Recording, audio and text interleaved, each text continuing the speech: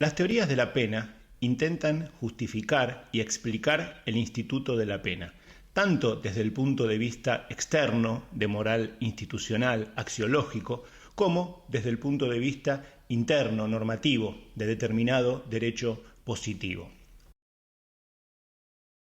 Vamos a encontrar dos grandes grupos de teorías: las teorías absolutas o retributivas, que justifican la pena por su valor en sí mismo, y las teorías relativas o preventivas, que justifican y explican la pena como un instrumento de prevención de delitos. Cuando se habla de retribución, se trae a colación la posición de Kant y Hegel. Para Kant, el individuo no puede ser utilizado como una cosa, como un objeto del derecho real, y la justificación y medida de la pena está dada por la ley del talión.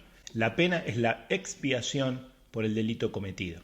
Recordemos la máxima kantiana, según la cual las personas eran fines en sí mismos y no podían ser utilizadas como medios. Era tan principista que sostenía que, incluso si desapareciese la sociedad civil, antes debía castigarse al último delincuente para evitar que la infamia se derrame sobre toda la sociedad.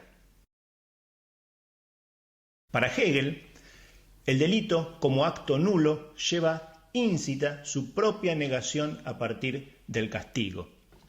Y es por eso que el delincuente, sostenía, es considerado como un ser racional mediante la pena, cosa que no sucedería si fuese usado como un animal peligroso que debe ser neutralizado. Como vemos, las posiciones retributivas justifican y explican el castigo por el valor que tiene en sí mismo como un acto de justicia.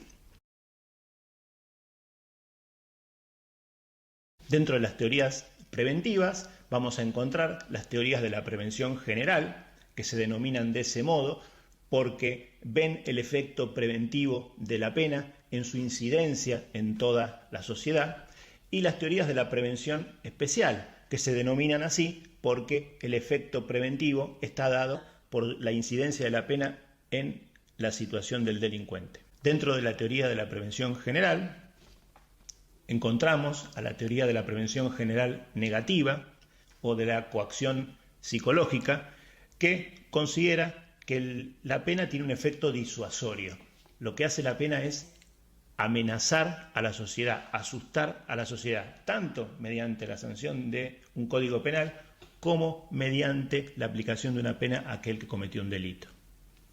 La prevención general positiva considera que la función de la pena es reafirmar la vigencia de la norma que fue negada por el delito.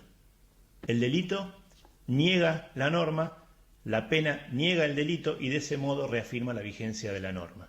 Esta tesitura es parecida a la tesis hegeliana, que considera el delito un acto nulo que se ve negado mediante el castigo.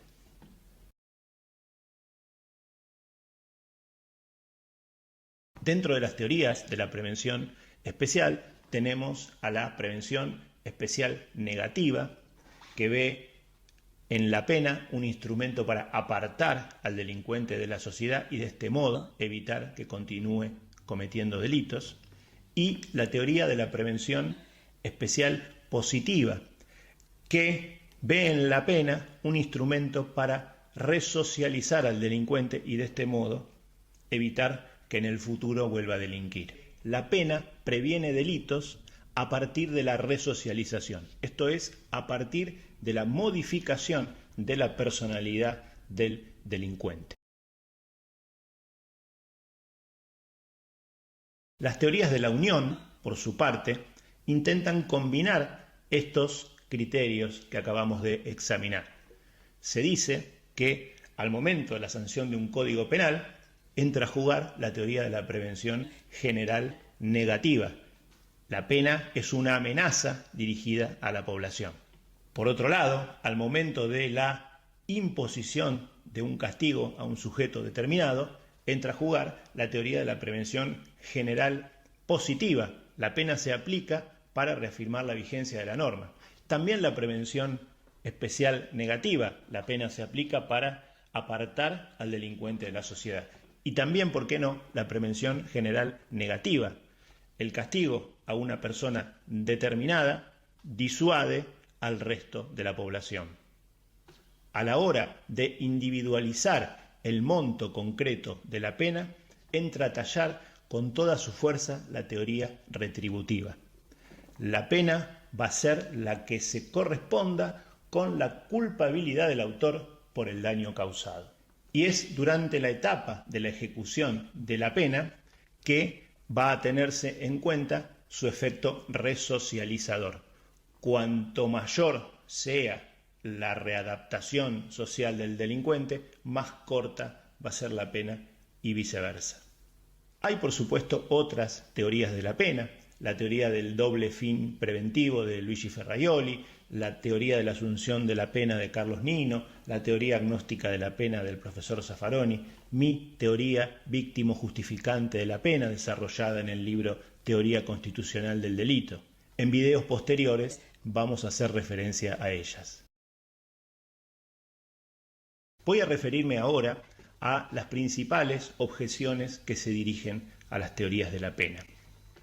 Con respecto a la retribución, cabría preguntarse de dónde surge el derecho del Estado a aplicar penas por la valía intrínseca del castigo y con independencia de su utilidad. Sin dudas, la aplicación de la pena como un acto de justicia en función del merecimiento, como expiación del delito, puede ser un imperativo moral. Pero el Estado tiene una función instrumental, dirigida a la protección de derechos. Entonces, es difícil justificar la potestad del Estado de castigar en función de un imperativo de justicia, en función de un imperativo estrictamente moral. Con respecto a la prevención general positiva, que sostiene que la función de la pena es reafirmar la vigencia de la norma, es claro que no nos encontramos ante un criterio de justificación axiológica.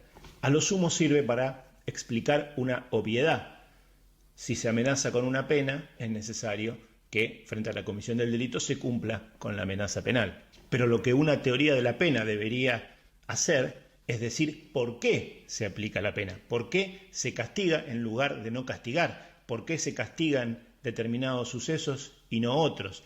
Y esta teoría no parecería brindar una explicación al respecto. Con respecto a la teoría de la prevención general negativa, se suele decir que ella conduciría a la aplicación de penas draconianas, cuyo extremo sería la pena de muerte. Si la función de la pena es disuadir, si la función de la pena es asustar, entonces el límite máximo de la pena no existiría. Cuanto mayor y más grave sea el castigo amenazado e impuesto, mayor será el efecto preventivo. Esto conduciría a una afectación indiscriminada de derechos fundamentales. La prevención especial negativa puede ser objetada, a su vez, a partir de consideraciones empíricas. El encierro indiscriminado de personas en miras de su apartamiento de la sociedad tiene efectos violentos que termina repercutiendo en contra de toda la sociedad. Por lo tanto, cualquier consideración utilitaria fundada en la necesidad de llevar a cabo este apartamiento debería prestar atención a esos efectos.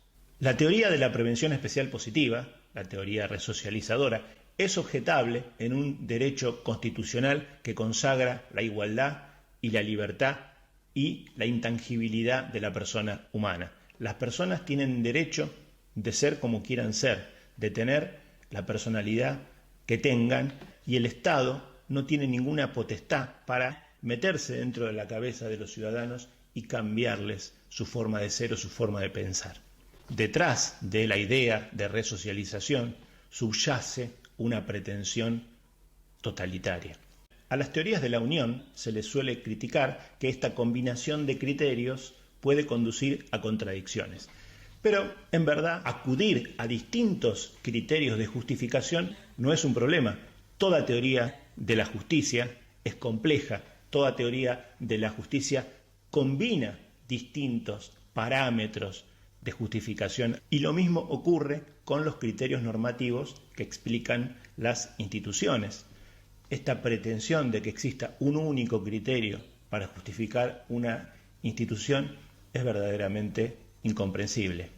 Con esto hemos dado un pequeño pantallazo de las teorías tradicionales de la pena que sirve de puntapié, de guía para el estudio pormenorizado y profundo de cada una de ellas.